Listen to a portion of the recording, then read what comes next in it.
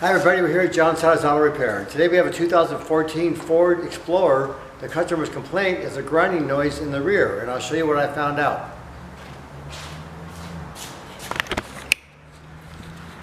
These are the brake pads from the passenger rear, and you can see it got in the metal, and you can see it destroyed. The rotor's no good anymore. But you can see the outboard pad, it still has some material. And you can see these are the pads for the driver's side, and there's still some material. And what I found out what's going on is the piston has a parking brake built into it. The parking brake cable hooks into it. So there's a special tool you use to screw this down, and if you don't have the tool, you can rent it from auto parts stores a lot now, and you use that tool to screw this piston in, well, the piston wouldn't turn in. So it was staying out all the time, creating that problem. And then we'll go over here to the driver's side. And this piston turned right in, no problem at all.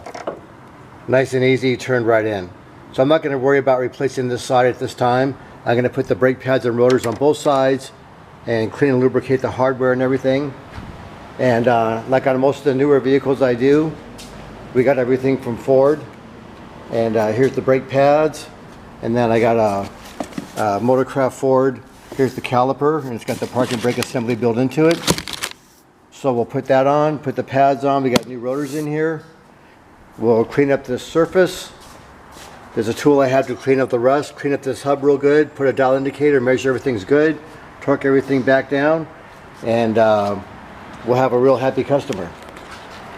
So this particular one, it lets you know because that wouldn't turn in, that had to be the problem. Sometimes that will still turn in, and then it could be the guide pins can be hanging up, as I've showed you in previous videos. But this particular one, the caliper piston will not retract.